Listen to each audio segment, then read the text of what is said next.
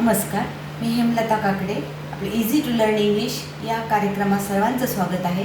आज आपण व्याकरणाचा दुसरा भाग पाहत आहोत. त्या भागाचं नाव आहे पार्ट्स ऑफ स्पीच, म्हणजे शब्दांच्या जाती. आता एकूण शब्दांच्या 8 जाती आहेत. Noun, pronoun, verb, adverb. त्याच्यापैकी पहिले 4 भाग आज आपण पाहणार आहोत. उद्या उर्वरित 4 भाग उद्या सांगेल. आज आहे नाऊन, प्रोनाऊन, वर्ब आणि ॲडव्हर्ब. प्रथम आपण नाऊन विषय पाहूया. नाऊन याला मराठीतून नाम असं म्हणतात. नाम म्हणजे ठेवलेल्या व्यक्तीचे, वस्तूचे, ठिकाणाचे नाव. इंग्रजीमध्ये त्याची डेफिनेशन कशी करता येईल? A name of any person, thing is called noun.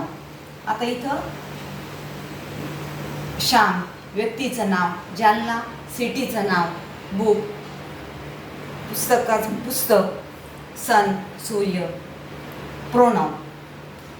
आता नामाचे पण त्याच्यातले वेगवेगळे प्रकार पडतात. तो एकदम डिटेल भाग झाला, परंतु सुरुवातीला इंट्रोडक्शन म्हणून आपण सुरुवातीला हे मुख्य काय आहे त्याचा आपण अभ्यास करू.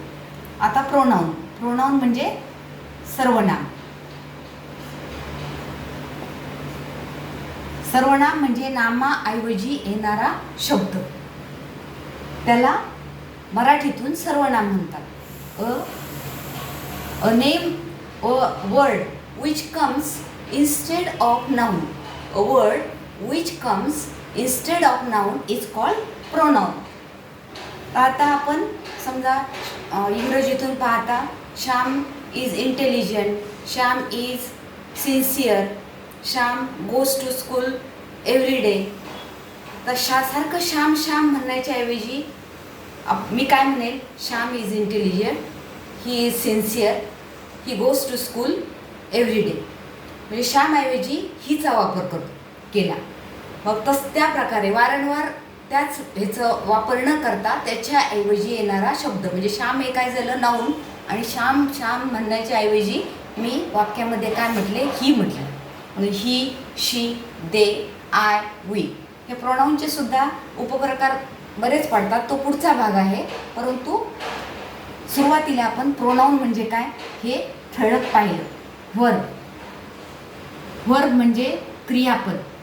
आता या क्रियापदाशिवाय कोणतंही मराठीतून वाक्य जसं पूर्ण होत नाही, तसं इंग्रजीतूनही हे क्रियापद वापरल्याशिवाय कोणतंही वाक्य पूर्ण होत नाही. मराठीतून जर मी असं म्हटले, मी व्हिडिओ, एवढंच वाक्य.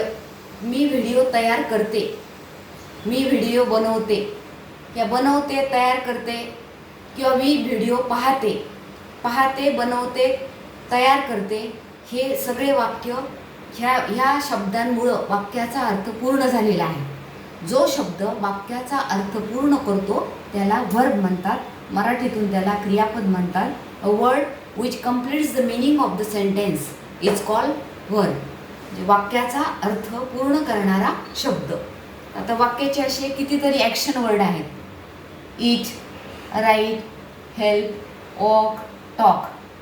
म्हणजे हे सगळे किंवा कितीतरी जे प्रत्येक शब्दामध्ये, प्रत्येक वाक्यामध्ये क्रियापद असतं आणि या क्रियापदाशिवाय वाक्य पूर्ण होऊ शकत नाही. आता ॲडव्हर्ब.